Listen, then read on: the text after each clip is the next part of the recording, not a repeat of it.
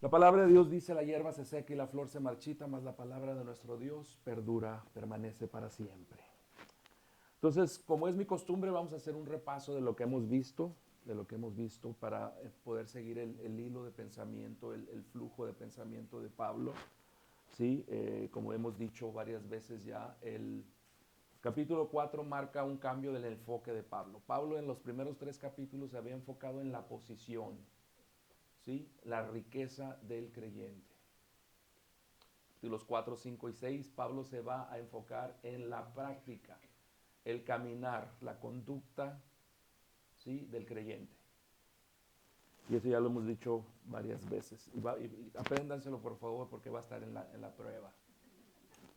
Entonces, se va a enfocar, como dije, máximamente en el caminar.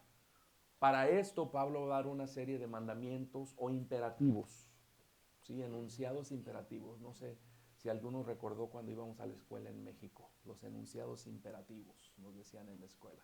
Entonces, mandamientos, 40 de ellos va a dar en los siguientes 3 capítulos. 40. Y todo esto va a ser en la vida del creyente, en la vida de los creyentes. Pablo dice, pórtense dignos del llamamiento que tienen en su vida, del llamamiento que Dios ha hecho para ustedes a la vida eterna.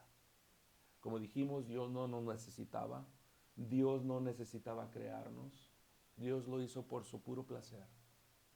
Dios lo hizo para mostrarnos su gloria, para mostrarnos su gracia. Entonces Pablo dice, sabedores de esto, pórtense dignos de ese llamamiento que tienen en su vida.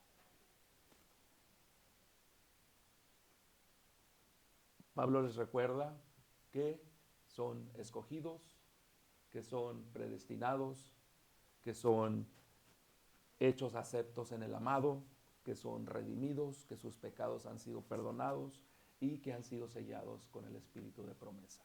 El arrabon en el original, o las arras de nuestra redención final. Entonces Pablo va a hacer 4 llamados o 4 andar, lo que llamamos los andares. 4 diferentes en estos 3 capítulos. El primero, que ya vimos, del capítulo 4, versículos 1 al 17, que fue anden en unidad. Importantísimo recordar que la unidad es clave para el mensaje del Evangelio. Por la falta de unidad es que el mundo no cree el mensaje que les compartimos. Les hablamos de amor, les hablamos de muchas cosas y nos ve agarrados de las greñas. ¿Sí? Entonces el apóstol Pablo, perdón, les dice, anden en unidad. Recordamos que para nuestro Señor fue importante en su oración sacerdotal en Juan capítulo 17 pedirle al Padre que ellos, dijo, sean uno, así como tú y yo, Padre, somos uno. ¿Para qué? Para que el mundo crea que tú me enviaste y que los has amado a ellos de la misma manera que me has amado a mí. Después, que es la sección que estamos viendo ahorita, es anden en santidad. Anden en santidad. Porque aquel que los llamó es santo. Después les va a decir, anden en armonía. Cuando empieza a entrar el matrimonio en diferentes cosas, anden en armonía como cuerpo de Cristo. Y finalmente, anden en victoria. Capítulo 6, la guerra espiritual, la batalla espiritual del creyente. Como decimos, los exhorta primero a que anden en unidad. Recordamos cuál es la clave. ¿Quién recuerda cuál es la clave para la unidad, para mantener la unidad de la iglesia? Ahí son 4 cosas. ¿Cuáles son? Ya lo he repetido como unas 5 o 6 veces. ¿Cuál es la primera? Humildad, pequeñez de mente. No creer que los demás son mejores que uno.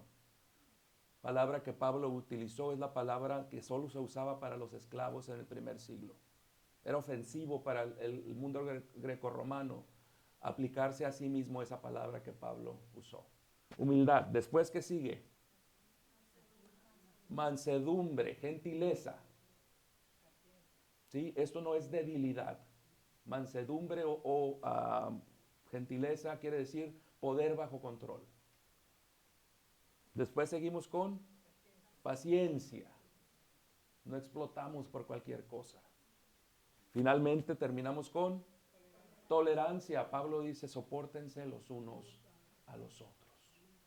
Y la unidad, como dijimos, si entendemos realmente la importancia de la unidad para nuestro Señor, vamos a hacer las cosas que tengamos que hacer para mantener esa unidad. ¿Sí? Los deseos de nuestro Señor van a ser más importantes que los deseos de nuestra carne. Cero amenes. Hermanos, es muy importante, muy importante que tengamos en mente cuáles son los deseos de nuestro Señor. Y si lo llamamos Señor, Él es nuestro Señor, nuestro amo. ¿Sí? El único derecho que tenemos como siervos, como esclavos de nuestro amo, es obedecerlo. Entonces Él quiere la unidad de la iglesia. Y debemos de estar dispuestos a hacer lo que tengamos que hacer para mantener esa unidad. Después, Pablo va a decir, ok, el Señor creó esta unidad o implementó esta unidad en la iglesia dentro de una diversidad de dones. Y nuestro hermano David nos compartió cómo Dios dio diferentes dones a la iglesia, dio apóstoles, profetas, evangelistas, pastores y maestros. Y el propósito final de estos dones era ¿cuál? La edificación del cuerpo de Cristo, el construir el cuerpo de Cristo, el preparar al cuerpo de Cristo para la obra del ministerio. Y vamos a ver qué es importante, especialmente hoy. Vamos a ver cuán importante es que todos aquellos dones que el Señor ha dado a la iglesia estén en operación dentro de la iglesia. Hoy lo vamos a ver porque es tan importante. Y el propósito final es que ya no seamos niños fluctuantes, ¿sí? Que seamos llevados por cualquier viento de doctrina de un lado para otro. A mí me llama mucho la atención, hermanos. Solía escuchar mucho un programa que se llamaba Pastor's Perspective, ¿sí? Y verdaderamente me llama mucho la atención las preguntas que hacen algunas personas. Mucho me llama la atención. Porque se dicen personas cristianas que tienen 15, 20 años caminando con el Señor y hacen unas preguntas que dices, ¿cómo es posible? ¿Sí? Dan entrada a todo tipo de doctrinas del mundo. Pablo dice que el Señor dio estos dones para que ya no seamos niños, para que seamos maduros dentro de la doctrina de nuestro Señor Jesús. A partir del versículo 17, como vimos la semana pasada, hermanos, pasa al segundo andar, es decir, anden en santidad. Y esto es importantísimo. ¿Sí? Vamos a ver más adelante cómo el Señor en Juan capítulo 8 dice, le dice, ustedes son de su padre el diablo, Satanás, porque ustedes quieren hacer los deseos de su padre. Cuando nosotros decimos que somos hijos de alguien, dijo el Señor, ustedes van a portarse como ese que ustedes llaman su padre. El Señor le dijo a los que querían matarlo, ustedes son del diablo porque el diablo es un asesino. Y los deseos de su padre ustedes quieren hacer. Entonces, si decimos que somos hijos de Dios, vamos a querer llevar a cabo los deseos de nuestro padre. Entonces, Pablo dice, anden en santidad. ¿Por qué? Porque Dios es santo. Entonces, si decimos que somos hijos de Dios, vamos a querer andar como Él anduvo, en santidad. Nuestro Señor Jesús y nuestro Señor, nuestro Padre Celestial, que es santo, santo, santo. Entonces, pórtense o anden en santidad. Pablo les dice, con la autoridad del Señor digo lo siguiente, ya no viven como los que no conocen a Dios. ¿Cuántos de los que estamos aquí que clamamos y decimos ser cristianos, caminamos y no hay mucha diferencia entre antes de que fuéramos cristianos y hoy que decimos que somos cristianos? A mí me llama mucho la atención y como decíamos la semana pasada, la primera cosa que debemos notar es que Pablo le está hablando a una iglesia. Pablo tiene la necesidad de recordarle a los cristianos de Éfeso que ya no se porten como se portaban antes. Y el Espíritu tenía un propósito más largo que a la iglesia de Éfeso. El Espíritu tenía el propósito de compartirlo con toda la iglesia, a través de todo el tiempo. Ya no se porten como se portaban antes. Con la autoridad del Señor les digo, ya no vivan como los que no conocen a Dios. Ya no vivan como los que no conocen a Dios. Pablo da, antes de eso, Pablo hace lo que en la literatura bíblica le llaman un paralelismo. ¿Sí? Cuando dice lo mismo, en los salmos es muy dado que dicen algo y luego abajo lo repiten. ¿Sí? A lo mejor con diferentes palabras, pero es el mismo concepto. Es un paralelismo, son paralelos. Y Pablo hace eso capítulo 2 y capítulo 4. ¿Sí? Capítulo 2 habla en el versículos 1 al 3 que estaban muertos en sus pecados y transgresiones. Capítulo 4, versículos 17 y 19 dice, esto pues digo y requiero en el Señor que ya no andéis como los otros gentiles, ¿sí? Que andan en la vanidad de su mente, teniendo el conocimiento entenebrecido, ajenos de la vida de Dios. Muertos, ajenos de la vida de Dios. Y todo aquel que está ajeno de la vida de Dios está muerto. Amén. Después, versículos 4, capítulo 2, 4 al 9 dice, porque por gracia sois salvos por medio de la fe. Estaban muertos, pero ahora ya no están muertos. Por gracia se les ha dado vida por medio de la fe. Versículo 20-21 del capítulo 4 dice Pablo, mas vosotros no habéis aprendido hacia Cristo, si en verdad le habéis oído y habéis sido por él enseñados conforme a la verdad que está en Jesús. Tienen vida, en otras palabras, y es el paralelismo entre esos dos. Finalmente, versículo 10 del capítulo 2 dice, porque somos hechura suya, creados en Cristo Jesús para buenas obras, las cuales Dios preparó de antemano para que anduviésemos en ellas. Capítulo 4, versículos 22 al 24, Pablo dice, renovaos en el espíritu de vuestra mente y vestíos del nuevo hombre creado según Dios en la justicia y santidad de la verdad. Tenemos dos pasajes paralelos aquí, que básicamente nos están diciendo lo mismo. Quítense el hombre viejo, dijimos que era el lenguaje de ropa, de ponerse ropa el que usa Pablo en el capítulo 4, y les está diciendo, quítense la ropa o el ropaje del hombre viejo. Renueven su mente y pónganse el ropaje del hombre nuevo. Ahora entendamos una cosa, antes de decirles que se pongan el ropaje nuevo, ¿qué les dijo? Renueven su mente.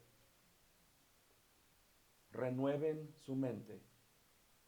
Y yo me pregunté, ¿por qué Pablo les dice, hagan esto y después pónganse el traje nuevo? Porque muchas gentes pudieran, hermanos, ponerse el traje nuevo y dejar de hacer las cosas que hacían antes con la motivación equivocada.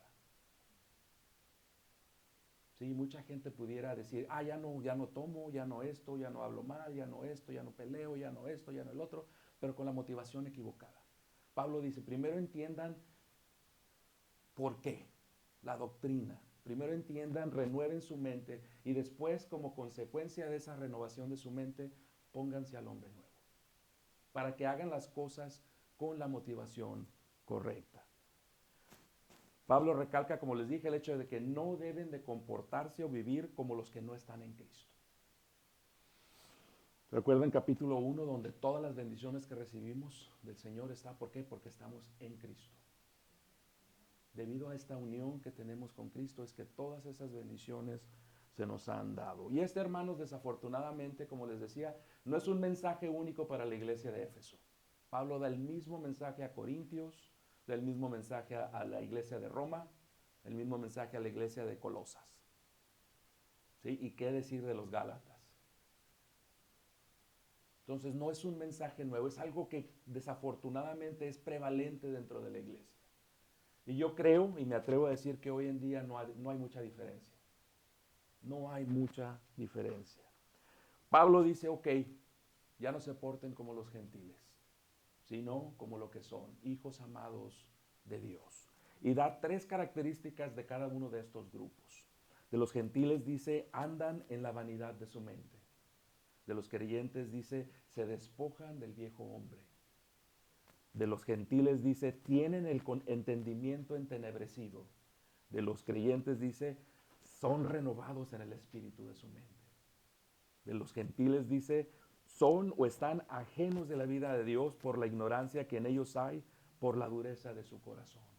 Y de los creyentes dice, se visten del nuevo hombre creado según Dios en la justicia y la verdad. Pablo está haciendo uso de un método lingüístico, un método de estilo, donde contrasta las cosas. Y más adelante vamos a ver cómo contrasta también lo bueno y lo malo, lo bueno y lo malo. Dejen de hacer esto, ahora hagan esto, dejen de hacer esto. Entonces está contrastando la forma de vida anterior con la forma de vida que debemos como cristianos tener. ¿Sí? Y notemos, hermanos, cómo Pablo habla de la mente, de la renovación de la mente. La mente está íntimamente ligada a nuestro caminar. La batalla, como dijimos la semana pasada, la batalla del creyente está ¿dónde? En la mente. ¿Sí? Daniel dice, el libro de Daniel, Daniel propuso en su corazón el no contaminarse. Todo está aquí. Si nosotros damos entrada a pensamientos impíos, si nosotros no decidimos aquí el no pecar, lo vamos a hacer. Un pensamiento nos lleva a una decisión y una decisión nos lleva a una acción. La batalla del creyente está en la mente. Por eso Pablo dice, renueven su mente. Su mente estaba vacía antes, era vana, era banal, no servía para nada. Renuévenla. La palabra de Dios, sí, tu palabra, oh Dios, he guardado en mi corazón para no pecar en contra tuya. Renuévense, dice Pablo. Llénense de la palabra de Dios. ¿Han oído la expresión, como dijimos la semana pasada, garbage in, garbage out? ¿De qué estamos llenando nuestra mente? ¿Novelas? ¿Cosas del mundo? ¿Shows que no debemos de estar viendo en la televisión? ¿De qué la estamos llenando? ¿De la palabra de Dios? ¿En qué estamos pasando nuestro tiempo? ¿De qué estamos llenando nuestra cabeza? Juan 17:17 dice, Señor, Padre, santifícalos en tu verdad. Tu palabra es verdad. Para resumir esto del capítulo 4, que lo que hemos visto hasta ahorita, Pablo dice, ya no anden como andaban antes en la vanidad, el vacío y la inutilidad de su mente y de su carne bajo el poder de Satanás. Notemos esto, hermanos. En el capítulo 2, Pablo nos dice, cuando nos portamos así, ¿estamos bajo el control de quién? El enemigo no puede poseer un creyente, pero sí puede tomar control de ese creyente por medio de strongholds, por medio de fortalezas o debilidades en nuestra vida.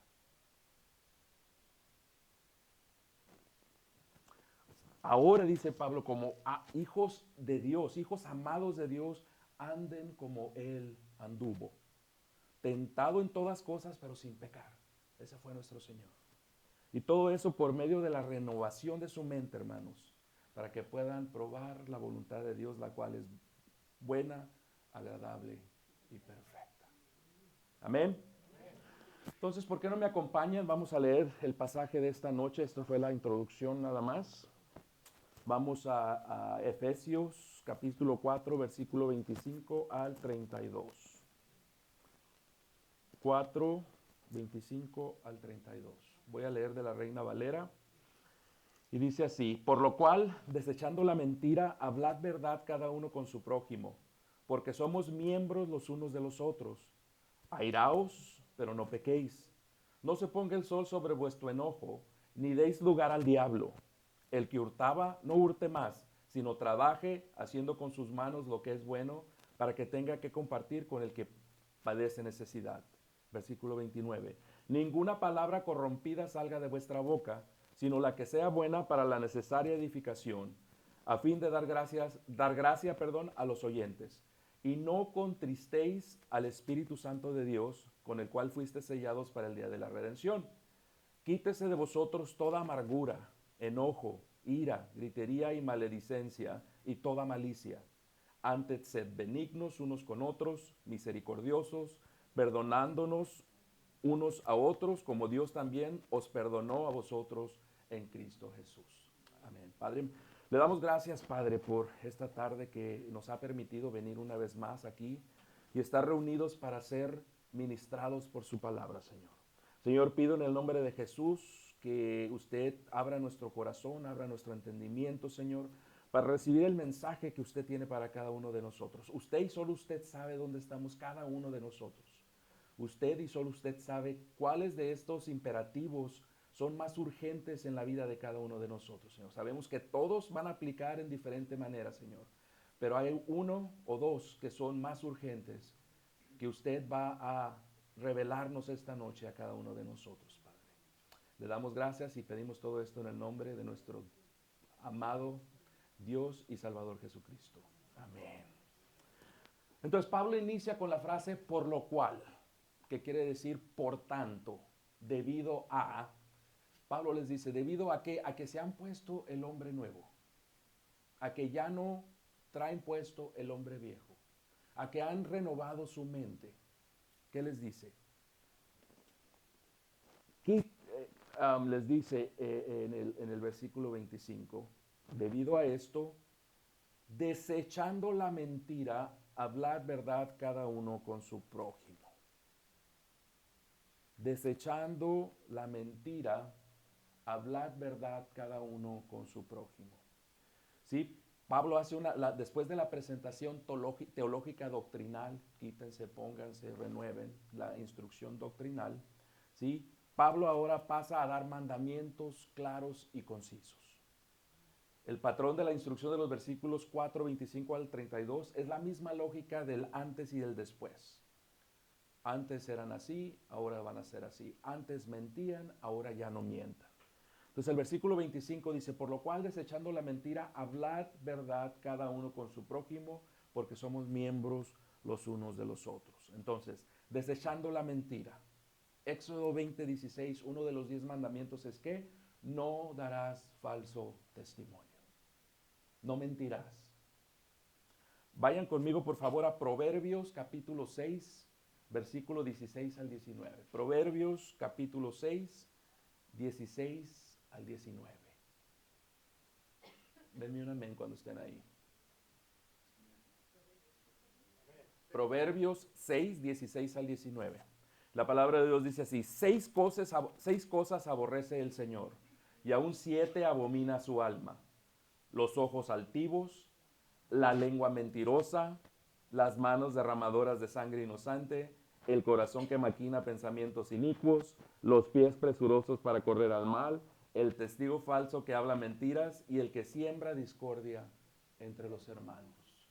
¿Qué notaron, hermanos? Si estaban poniendo atención, ¿qué notaron entre estas 7 cosas que son abominación, que son aborrecidas por el Señor?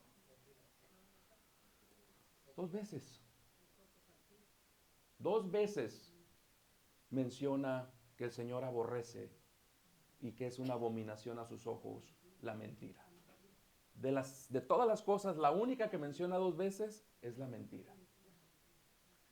La mentira, el mentir, el engañar, es un pecado grave, gravoso a los ojos del Señor. Yo me puse a pensar, ¿por qué? Todos los pecados ofenden al Señor. Pero ¿por qué el Señor hace un punto de mencionar la mentira 2 veces? Y yo llegué a la conclusión de que el Señor mismo en Juan 14, 6 nos dice el por qué. El Señor dice, yo soy la verdad, el camino y la vida. Yo soy la verdad. El Señor no dijo, yo digo la verdad. El Señor dijo, no, yo soy la verdad. Entonces el mentir, hermanos, va en contra, atenta directamente contra la misma naturaleza de Dios. El Señor no dice la verdad, el Señor es la verdad. Es el estándar de verdad. Y el mentir es ir en contra de esa naturaleza de nuestro Padre. Es por eso que el Señor hace un punto de énfasis en Proverbios y menciona la mentira 2 veces. Sabemos que un recurso literario de la literatura hebrea, para enfatizar algo que era muy importante, lo mencionaban 2 o 3 veces. Añadía énfasis, añadía importancia dentro de algo que estaba compartiendo. Por eso el Señor le decía, en verdad te digo. Estaba añadiendo énfasis. al mencionar mentira dos veces, el Señor está añadiendo énfasis, está añadiendo importancia a ese pecado. Entonces, a mí, no sé a ustedes, me parece extraño, pero realmente no tanto, pero pudiera parecer extraño que Pablo tenga que exhortar seriamente a los creyentes a que no mientan. ¿Qué nos dice eso? Que los efesios tenían ese problema. ¿Sí? Tenían ese problema. Recordemos, hermanos, que el mentir es un vicio del mundo pagano. A donde vayas, ¿sí? ¿Por qué creen que tenemos tantos abogados? ¿Por qué creen que todo tiene que ser con contrato y tiene que estar por escrito y todo? ¿Sí? Yo recuerdo hace muchos años, mi abuelo, que ya murió, todo era, mi tío, el hermano de mi mamá, compró su casa.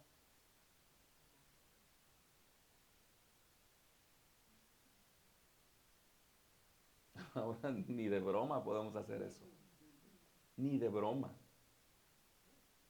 Todo lo que sea más de $500 tiene que estar por escrito, dice la ley. Todo arriba de $500 tiene que estar por escrito. Entonces, esto es una práctica generalizada en el mundo pagano, en el mundo no creyente. El comentarista Albert Barnes nos dice, ha sido señalado por un distinguido jurista que había pasado mucho tiempo en la India, que no creería en el juramento de un hindú. El mismo testimonio lo dan todos los misioneros acerca de todos los lugares a donde van. Es el mismo testimonio que todos dan, que no pueden creer lo que les dicen los no creyentes. La mentira está es tan parte de su DNA, o ADN, perdón, en español, que no podemos confiar en ellos. Es un vicio generalizado, ¿sí? Pero desafortunadamente Pablo tiene que decirle a la iglesia de Éfeso y por definición a la iglesia en general, a todos los que estamos aquí esta noche, dejen de mentir, dejen de engañarse los unos a los otros, ¿sí? No se puede confiar en sus declaraciones de los no creyentes. No debe de ser así con nosotros. No debe de ser así con nosotros. Algo que tenemos que tener en cuenta es que los efesios tenían poco tiempo en el Señor, ¿sí? Y probablemente en gran medida todavía no entendían cuáles eran los requerimientos de haber sido hechos salvos, de haber nacido de nuevo. Y esa es una gran lección para la iglesia hoy en día, hermanos. Cuando usted va a la iglesia, sí, lo primero, la gran comisión, Mateo 28, 18, y que ir a todo el mundo y hacer discípulos de mí, bautizándolos en el nombre del Padre, del Hijo y del Espíritu Santo. Pero ahí le cortan. Ahí le cortan usualmente y no te dan la segunda parte de ese mandamiento. La segunda parte dice que enseñándoles que guarden todas las cosas que os he mandado. Compartan, si hay conversión, bauticen y después discipulen. Usualmente dejan fuera esa parte. Yo recuerdo mi experiencia, hermanos, cuando recién el Señor me salva, no tenía ni idea de lo que tenía que hacer. Ni idea. Y es por eso que cada día que me levantaba, ya perdí mi salvación. Ni idea tenía. ¿Por qué? Porque desafortunadamente, bueno, no entremos en detalles, pero no tenía idea. Entonces tenemos que, como iglesia nueva que somos en Cristo Jesús, entender que cuando haya nueva gente que es nacida de nueva, tenemos que invertir tiempo en discipular a esa gente. Tenemos que entender que esa gente tiene que crear una nueva conciencia, una conciencia que no tienen, aun cuando son nacidos de nuevo inmediatamente. Alguna vez va a tomar un poco de tiempo y a veces mucho tiempo. Para los que somos más duros de cabeza, ¿sí? Nos va a tomar un poco más de tiempo. Como iglesia debemos de entender y no debemos de esperar que alguien que es nuevo en el Señor se porte como alguien que como se debe de portar alguien que tiene 10, 15, 20 años en el Señor. Alguien que es maduro en el Señor. Entonces es algo que debemos de entender. Mateo 5:37 dice en cuanto a la mentira, simplemente que tu sí sea sí, que tu no sea no, y todo lo demás es ¿de quién? ¿De quién?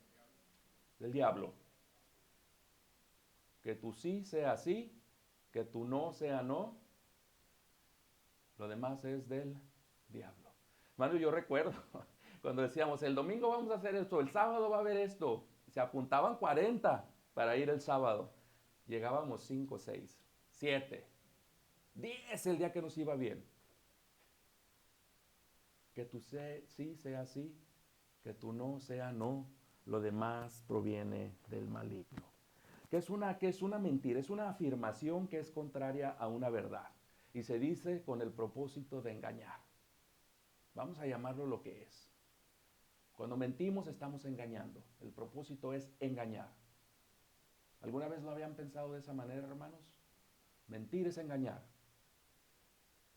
Juan 8:44 es como les decía, el Señor les dice a los fariseos, vosotros sois de vuestro padre el diablo, y los deseos de vuestro padre queréis hacer. Él ha sido homicida desde el principio y no ha permanecido en la verdad, porque en él no hay verdad. Cuando habla mentira, de lo suyo habla, porque es mentiroso y padre de la mentira. Algo que nos debe decir, hermanos, es, cuando mentimos, ¿a quién estamos imitando? Y pasamos, como dice el Señor, a portarnos como el padre de la mentira. ¿Alguna vez lo había pensado de esa manera? No hay tal cosa como mentirillas blancas, hermanos. No hay. O es mentira o es verdad. Que tu sí sea sí y que tu no sea no. Siempre que decimos la verdad, el Espíritu de Dios obra. Pero cuando mentimos, el espíritu del enemigo es el que obra. ¿El trabajo de quién estamos haciendo, hermanos? ¿De quién estamos haciendo el trabajo? Pudiéramos, hermanos, no ver las consecuencias inmediatas de nuestras mentiras, de nuestros engaños, pero eventualmente las vamos a ver. Aquel que quiere esconder su pecado no progresará, no lo logrará. El apóstol Juan dice en 1 de Juan 2:21, no os he escrito como si ignorases la verdad, sino porque la conocen y porque ninguna mentira procede de la verdad. ¿Quién es la verdad? Jesús. Ninguna mentira proviene de la verdad. Y nos da una advertencia muy seria. El apóstol Pablo en Apocalipsis 22, 14 al 15 dice, bienaventurados los que hacen sus mandamientos de Dios, del Señor, para que su potencia y potestad sea en el árbol de la vida y que entren por las puertas de la ciudad. Mas, chequen, los perros estarán fuera y los hechiceros y los disolutos y los homicidas, los idólatras y cualquiera que ama y vive en la mentira. Cualquiera que ama y vive en la mentira. Ahora, eso no quiere decir que si mentimos una vez aquí o ya, no. Pero eso tenemos que dejarlo de lado. Tenemos que entender lo gravoso que es ese pecado a los ojos del Señor. Ahora, la instrucción de Pablo aquí es la vida en comunidad cristiana. No se mientan los unos a los otros. No se engañen los unos a los otros. ¿Sí? No está hablando, aquí específicamente el contexto está hablando de la vida de la iglesia. Recuerden que la revelación que Pablo hace es que la iglesia. Esta instrucción es para la vida de la iglesia. No se mientan los unos a los otros.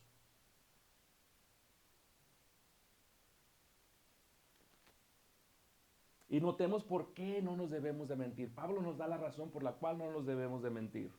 Porque nos pertenecemos los unos a los otros. Somos partes del mismo cuerpo. ¿Se imaginan, hermanos, si el ojo le mintiera al pie? Que estuviera ahí un hoyo y el ojo le dijera, no, no, no, dale.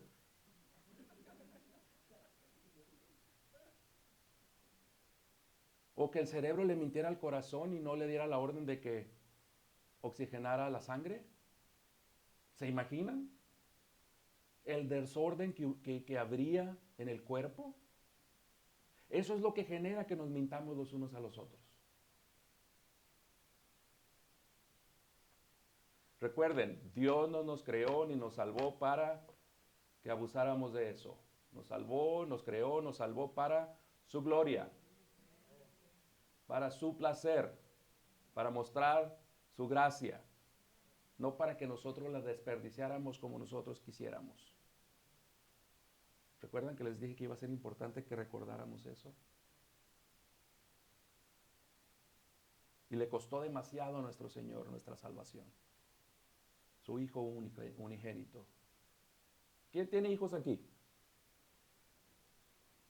Mi hija tuvo que llevar a su hijo al doctor hoy, porque tenía unas ronchitas que le estaban saliendo en el cuerpo. Fue un drama, incluyendo a los abuelos. Fue un drama. Ahora imagínense ver a su hijo clavado, a su hijo perfecto, clavado. Y después nosotros con nuestro proceder pisotear ese sacrificio.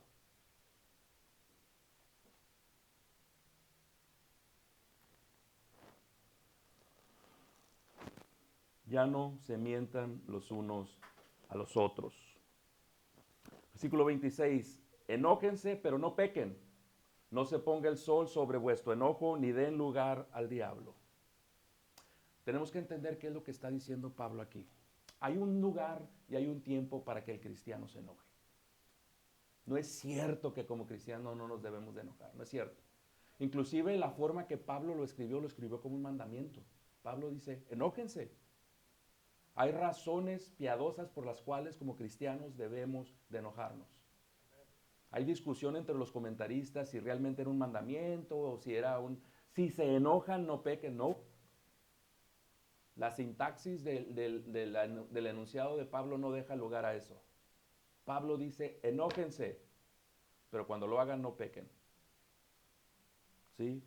¿Qué es el enojo entonces? Tenemos que saber qué es el enojo. Charles Hodges lo define como una emoción o agitación mental de mayor o menor intensidad producida por la recepción de una maldad u ofensa real o supuesta y expresada comúnmente con un deseo o propósito de venganza. Déjenme repetir.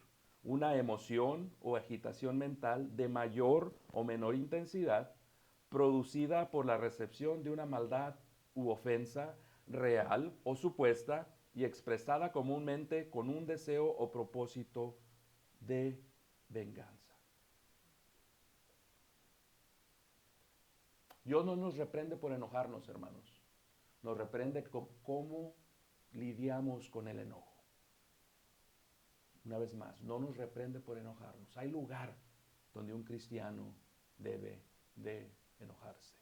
¿Se enojó el Señor cuando vio lo que habían convertido el templo los vendedores, los cambiadores de monedas? Pecó, ¿no? Sí, Marcos 3:5. Sí, y este salmo que dice Juan, se acordaron, dice, de lo que dice la Escritura, el celo por tu templo me consume. ¿Sí? Básicamente lo que está diciendo, si les leo más adelante se los leo, ¿sí? Lo que está diciendo es que se enojó. Se enojó de ver lo que habían convertido la casa de oración de su padre, el lugar donde su padre había de habitar. Entonces, ¿cuál es el enojo que guía al pecado? ¿Cuál es ese enojo que nos va a llevar al pecado? Hay dos cosas que yo tengo aquí. Primero, cuando nos enojamos y dejamos que el enojo determine cómo vamos a solucionar el problema o la situación en la que nos encontramos.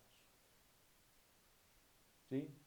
Una cosa especialmente para los padres, cuando vayamos a disciplinar a nuestros hijos, no lo hagamos cuando estemos enojados.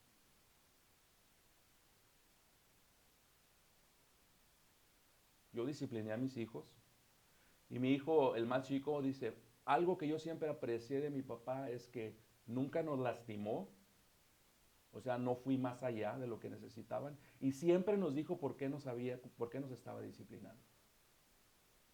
Nunca disciplinen a sus hijos cuando están enojados. Entonces, cuando dejamos que ese enojo, ¿sí?, solucione el problema o busque solucionar el problema en el que estamos o la situación en la que estamos, ese es pecado. Segundo, cuando guardamos el enojo en nuestro corazón y lo cultivamos hasta el punto de que nos afecta. Hebreos 12:15 dice, asegúrense de que nadie quede fuera de la gracia de Dios, de que ninguna raíz de amargura brote y cause dificultades y corrompa a muchos. Eso es lo que crea el enojo que se guarda en el corazón, amargura. Santiago 1:19-20 dice, por esto, mis amados hermanos, todo hombre sea pronto para oír, tardo para hablar, tardo para enojarse o airarse, porque la ira del hombre no obra la justicia de Dios. La ira del hombre no obra la justicia de Dios. Como les dije,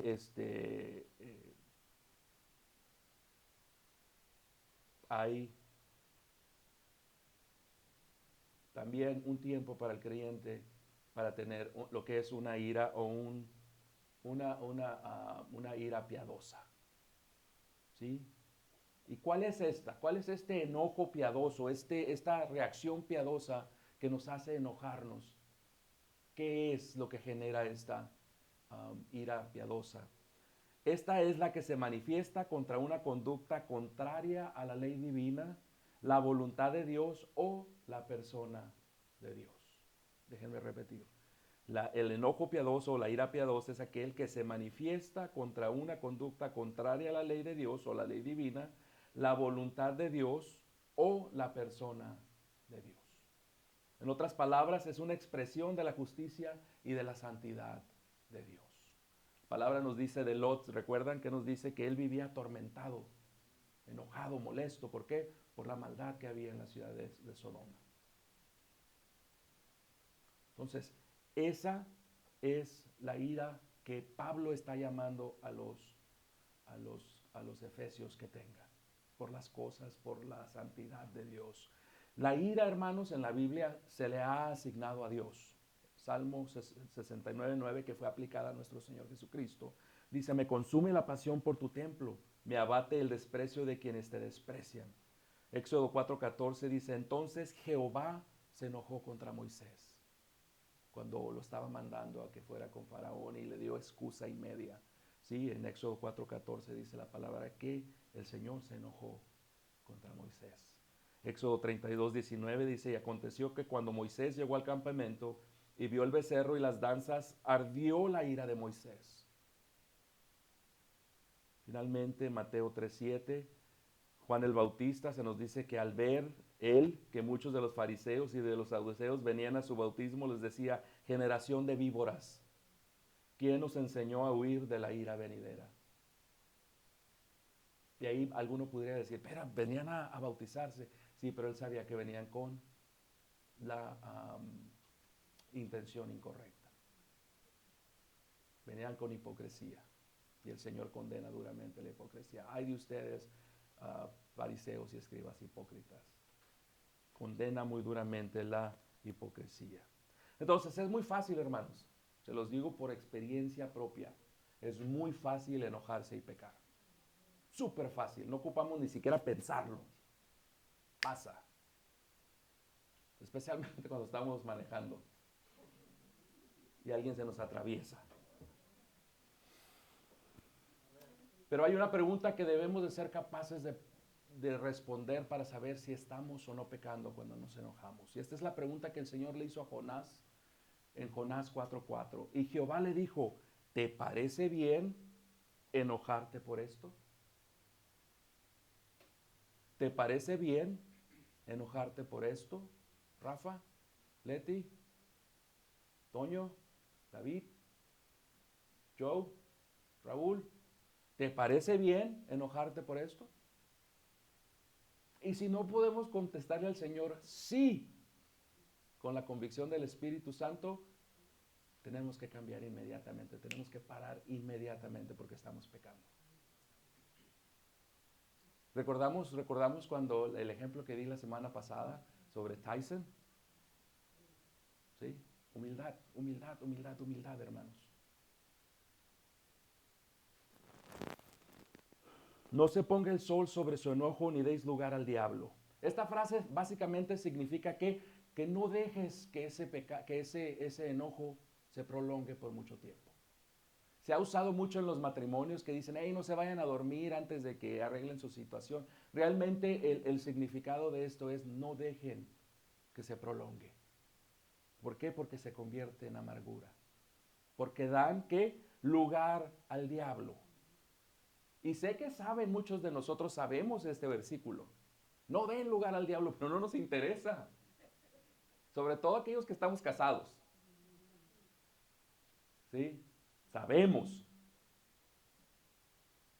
Si tenemos un cónyuge que le gusta enojarse y durar días enojado o enojada, sabemos lo que eso contrae. Pablo dice no. Cuando haya ese problema de ira, inmediatamente. ¿Por qué? Porque si no lo resuelves inmediatamente, estás dando oportunidad que el enemigo siembre cosa en tu cabeza. Y aun cuando el enemigo no te puede empujar a hacer cosas, te va a poner esos pensamientos y te va a llevar a que tú tomes decisiones y hagas cosas que vayan en contra de la ley de Dios, que vayan en contra de tu matrimonio, que vayan en contra de tu familia, inclusive en algunas veces. Primera de Pedro 2, 21, 23 dice, pues para esto fuiste llamados, porque también Cristo padeció por nosotros, dejándonos ejemplo para que sigáis sus pisadas, el cual no hizo pecado, ni se halló engaño en su boca, quien cuando lo maldecían no respondía con maldición, cuando padecía no amenazaba, sino encomendaba la causa al que juzga justamente. Y ahí está la clave, hermanos, de cómo podemos lidiar con el enojo por lo que nos hicieron los demás. Ahí está la clave. Encomendar la causa al que juzga justamente. ¿Sí? Póngaselo al Señor, déselo al Señor y usted siga su camino. Cuando usted se enoja y lo guarda y lo tiene en su corazón, ¿a quién está lastimando? Escuché un pastor, no recuerdo cuál era, para darle crédito, pero un pastor que estaba diciendo que cuando él ha dado mucha consejería, siempre le preguntan, la gente sabe que tiene que perdonar, porque es la ley de Dios, es el mandamiento de Dios. Pero la pregunta que siempre le hacen es, ¿cuándo tengo que perdonar? ¿Cuando vienen y me piden disculpas? ¿Cuando se arrepienten? ¿Cuando cambian su proceder? ¿Cuándo es que lo tengo que perdonar? Y ahí me encantó la respuesta que dio ese pastor. La respuesta es, lo tienes que perdonar cuando quieras ser libre. Cuando quieras ser libre. Porque el perdón no es para ellos, es para nosotros. Nunca, dice un dicho, somos tan parecidos a nuestro Padre Celestial como cuando perdonamos. Nunca. Y más adelante vamos a ver que Pablo les dice, perdónense los unos a los otros, aun como nuestro Dios, nuestro Padre nos perdonó. ¿Sí? Siga adelante. Déjeselo todo al Señor, póngaselo al Señor y usted siga adelante. Esa es la clave. Esa es la clave. Versículo 28 dice, el que hurtaba no hurte más, sino trabaje haciendo con sus manos lo que es bueno para que tenga que compartir con el que padece necesidad. Otro mandamiento, Éxodo 20:15, no robarás, no hurtarás. ¿Sí? La palabra nos dice en Juan 10:10 que ¿quién es un ladrón? El diablo. ¿Sí? Entonces, una vez más, como con la mentira, cuando robamos, ¿qué hacemos? Nos portamos como nuestro padre. Estamos imitando a aquel que ha sido un ladrón. ¿Sí? Y no quiero decir que el demonio sea nuestro padre, pero estamos actuando como actúa él. Y eso es una contradicción. Y eso es el punto de Pablo, que Pablo está haciendo. Son hijos de Dios, ¿por qué se portan como el diablo? Y nos pareciese algo raro a nosotros que Pablo le tenga que decir a los cristianos de Éfeso, dejen de robar, ya no roben. Pero cuando consideramos el contexto, tenemos que entender que muchos de los creyentes en Éfeso y del mundo romano eran esclavos. Y venían de un contexto donde era común que un esclavo robara a su amo. Era común, era muy común. No estoy seguro, y David, si tú me puedes ayudar, pero el libro de Filemón se trata de un esclavo que huye, Onésimo, que huye de su amo, porque no dice realmente qué es lo que hizo, pero lo que yo sospecho es que hizo, que le robó. Entonces Pablo dice, paren, ya no son los mismos. Ahora tienen vida juntamente con Cristo. Paren. Y eso es algo extremadamente común en el mundo no creyente, hermanos. Extremadamente común. La otra vez estaba oyendo estadísticas acerca de lo que es el petty theft, el robo pequeño. Estamos hablando de billones con B, billones de dólares al año en pérdidas por robo en los negocios. Billones de dólares. Pablo dice, en la iglesia no debe de ser así. ¿Dónde lo vemos? Lo vimos en Corinto. ¿Recuerdan el libro de Corinto si lo han estudiado? Que se estaban llevando a la corte unos a otros dentro de la iglesia de Corinto. ¿Por qué? Porque se estaban estafando los unos a los otros. Pablo dice, no debe de ser así. Nos pertenecemos los unos a los otros, somos parte del mismo cuerpo, tenemos el mismo Señor, tenemos el mismo Padre, tenemos la misma fe, somos sellados por el mismo Espíritu. No debe de ser así. Tito 2:10 le dice Pablo a Tito, instruye a los siervos que no deben robar, sino ser totalmente honestos, para que todos vean la hermosa que es la enseñanza acerca de Dios. Testimonio, testimonio, testimonio, hermanos. Escuché una vez sobre un pastor que se subió a un camión, pagó su camión y el chofer le dio cambio de más. Entonces pues, el pastor se dio cuenta y a la hora de bajarse va y le entrega. ¿Sabes qué? Me diste $1, $2 de más. Le dice, ok, nos vemos en su iglesia domingo, lo estaba jalando. Testimonio. Qué fácil hubiera sido que se llevara el dinero y esa alma tal vez nunca hubiera venido a los pies del Señor. Ya no roben, dice Pablo, ya no roben. Ahora, lo importante que nos dice aquí Pablo, un poquito de doctrina, dice, ¿para qué es que ya no deben de robar, sino trabajar? ¿Para qué? Para compartir con los que tengan necesidad. El Señor nos dice, Pablo nos está diciendo, las bendiciones financieras que Dios nos da no son para que las acaparemos, no son para que nuestras cuentas. Ahora, eso no tiene nada de malo, ser ahorrador y tener una cuenta para el retiro, no tiene nada de malo. Pero llega un punto donde ya eso es, ¿sí? Dice Pablo aquí que no. Trabajemos con nuestras manos para tener oportunidad de dar a aquellos que tengan necesidad.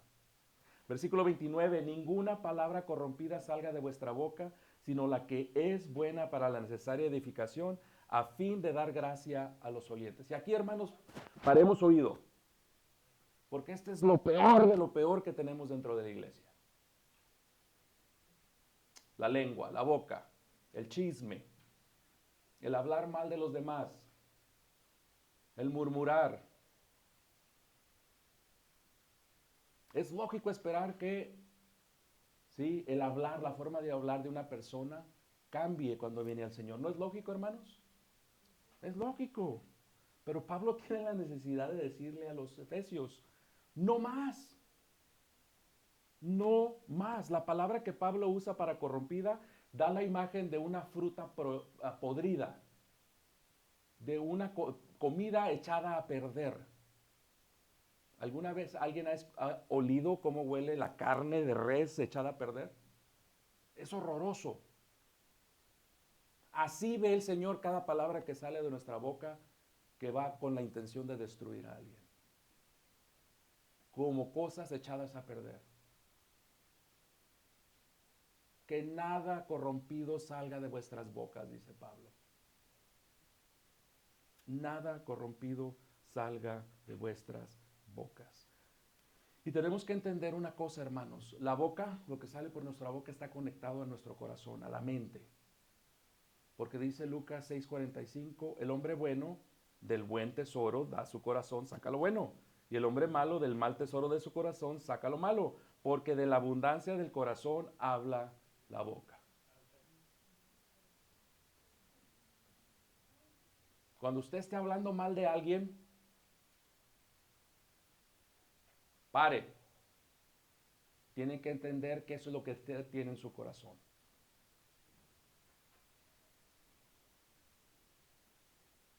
Yo recuerdo al pastor Greg Laurie tenía un juego de palabras, lo que se llamaba think.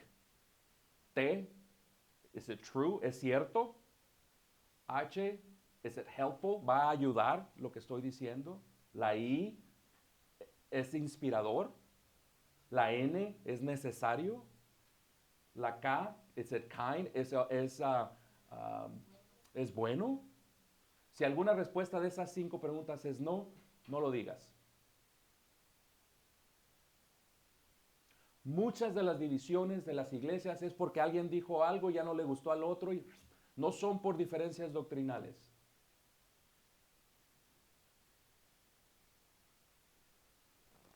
Warren Wiersbe nos dice, el remedio contra este mal de la lengua, ¿sí?, es asegurarse de que el corazón esté lleno de bendiciones. Entonces debemos llenar el corazón con el amor de Cristo para que solo verdad y pureza salga de nuestra boca.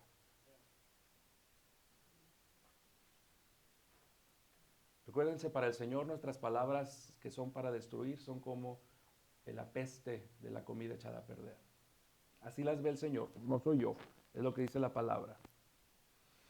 Nuestras palabras, hermanos, tienen poder para construir, para edificar o para destruir. ¿Qué está haciendo con sus palabras, hermanos? ¿Está construyendo, edificando o está destruyendo? ¿Qué es lo que está haciendo? Pablo dice a los efesios que hablaran de tal manera que lo que dijeran edificara a sus oyentes, los levantara, que los trajera a acercarse a Cristo Jesús. ¿Está usted acercando gente o está usted alejando a la gente con su boca? ¿Para qué nos salvó el Señor?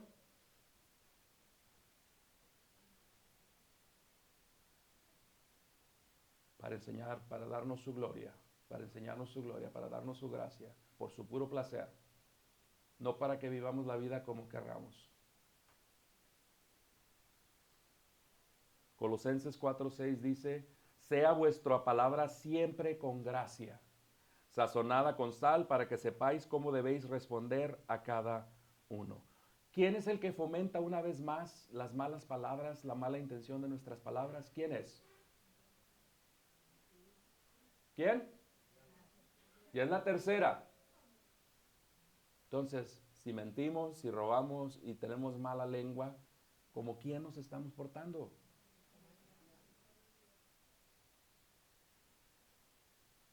Fíjense lo que nos dice Santiago en el capítulo 3 acerca de la lengua. También dice, un pequeño timón hace que un enorme barco gire a donde desea el capitán, por fuerte que sean los vientos. De la misma manera, la lengua es algo pequeño que pronuncia grandes discursos. Así también una sola chispa puede incendiar todo un bosque, y la lengua es una llama de fuego. Es un mundo entero de maldad que corrompe todo el cuerpo. Puede incendiar toda la vida porque el infierno mismo la enciende. ¿Sí? El ser humano puede domar toda clase de animales, aves, reptiles y peces, pero nadie puede domar la lengua. Es maligna e incansable, llena de veneno mortal. Palabra de Dios. ¿Qué está haciendo con su palabra? ¿Cómo es su discurso? ¿Cómo es su palabra para con los demás? Una vez más, el contexto es las relaciones dentro del cuerpo de Cristo. ¿Cómo están siendo esa palabra que usted está hablando del hermano, de la hermana?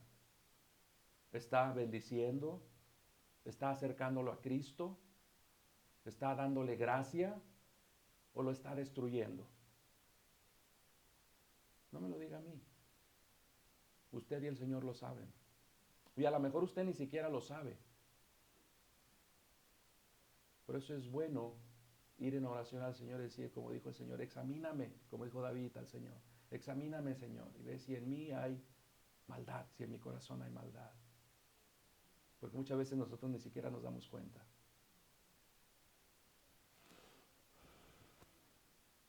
Versículo 30. Y esto es importante. Como dijo mi hermano David, hace unos años me metí en problemas por lo que voy a decir. No contristéis al Espíritu Santo de Dios, con el cual fuiste sellados para el día de la redención. No contristéis, no entristezcáis al Espíritu Santo de Dios. Esto viene, es una cita de Isaías 63:10.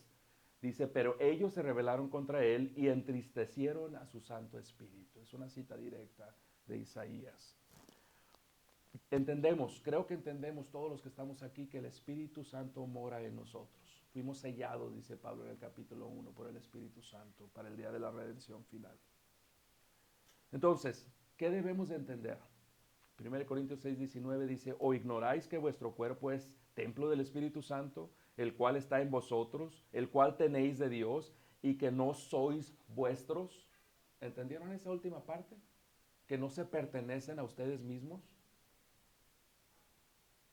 El Señor los compró. El Señor no solo nos creó, sino también nos compró. Porque la definición de redención es ir a comprar a algún esclavo en el mercado. Pablo dijo, ustedes no se pertenecen a ustedes mismos. ¿Por qué se portan como si se pertenecieran a ustedes mismos? Una cosa que tenemos que entender es cuando estamos hablando mal de alguien, es que el Espíritu Santo también está en esa persona. Ese Espíritu Santo que lo selló, que nos selló para salvación, también está en el hermano, también está en la hermana. ¿Alguna vez había pensado en eso? Que estamos ofendiendo a alguien que tiene el mismo espíritu que nosotros. ¿Cómo no se va a entristecer o a contristar el Espíritu Santo cuando nos ve actuar so foolishly, como dice el americano? Tan tontamente, tan sin entendimiento. ¿Cómo no se va a entristecer el Espíritu Santo? Y no solo eso, algo que tenemos que entender es que no solo estamos ofendiendo su santidad, estamos mancillando su amor. Porque Él es el que nos selló. Él es el que trabaja para sostenernos en nuestra salvación. Entonces estamos ofendiendo su santidad y estamos mancillando su amor también. Su amor por nosotros, su amor por nuestros hermanos.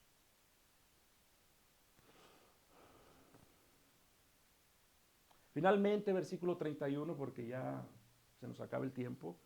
31 y 32, quítese de vosotros toda amargura, enojo, ira, gritería y maledicencia y toda malicia. Antes bien, sed benignos unos con otros, misericordiosos, perdonándonos unos a otros como Dios también perdonó a vosotros en Cristo. Básicamente lo que está diciendo Pablo aquí es, sean amables los unos con los otros, que de su boca no proceda nada, ¿sí? Que provoque problemas dentro de los hermanos.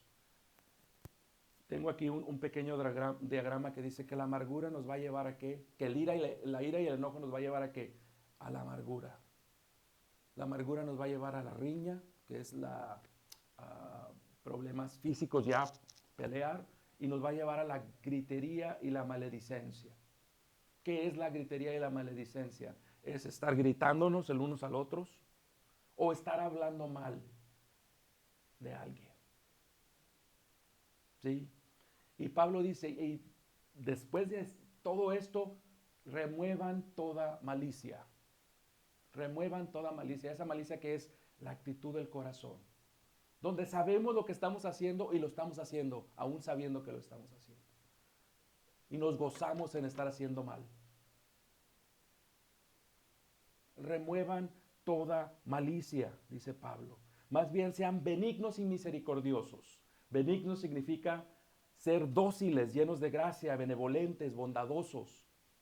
Misericordioso significa una persona que tiene compasión y simpatía hacia otras personas.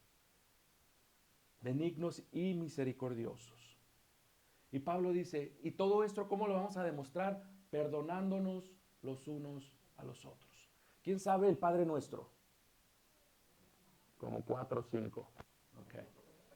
¿Qué dice? Parte del Padre Nuestro dice, perdónanos nuestros pecados, nuestras ofensas, así como nosotros perdonamos a los que nos ofenden. ¿Realmente queremos pedirle eso a nuestro Señor?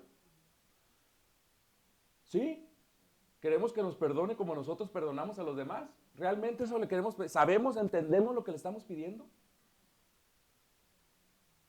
No creo que entendamos lo que le estamos pidiendo. Porque si hay algo que no sabemos hacer es perdonar.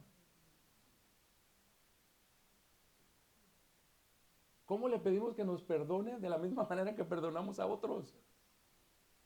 ¿Es usted de los que dicen yo perdono pero no olvido? No, no levante la mano. Yo perdono pero no olvido. ¿Saben qué significa el perdón en el contexto bíblico? Regresar a la persona a la misma posición que tenía antes de que hiciera lo que hizo. Ese es el perdón bíblico.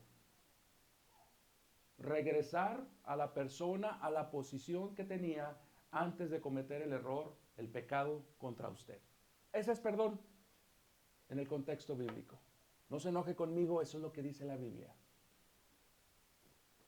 ¿Sí?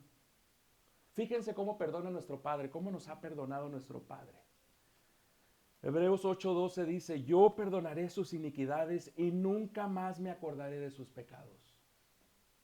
Salmo 103, 10 al 12 dice, no nos trata conforme a nuestros pecados ni nos paga según nuestras iniquidades. Tan grande es su amor por los que le temen como alto es el cielo sobre la tierra.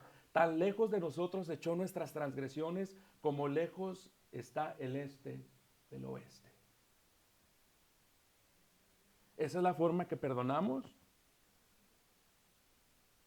porque esa es la forma que el Señor espera que perdonemos. De la misma manera que Él nos ha perdonado. No se mientan, no se roben, no se defrauden, no se maldigan y perdónense los unos a los otros. Amén. Padre amado, le damos gracias, Señor, porque esta noche usted nos ha confrontado realmente, Señor, y yo sé que si alguno de mis hermanos aquí es tan malo como yo, esta noche fue de gran confrontación para cada uno de los que estamos aquí, Señor. Porque somos gente que se nos olvida que hemos sido perdonada.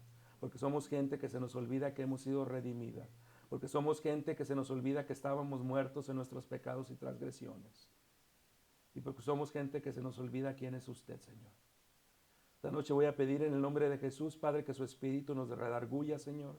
Que su Espíritu nos esté hablando fuertemente a cada uno, Señor. Y que nos ayude a identificar esas áreas que urgentemente necesitamos cambiar, Padre. Porque lo estamos representando mal, Señor. Porque estamos atentando contra su Santo Espíritu. Porque estamos atentando contra la unidad de la iglesia, Señor. Padre amado, le pedimos perdón como iglesia, Señor, porque le hemos fallado, hemos quedado cortos, Padre. Y Señor, pero confiados estamos en su perdón, confiados estamos en su gracia, Señor, y confiados estamos en su misericordia. Pedimos una vez más su Espíritu Santo que nos guíe, que nos cambie, Señor.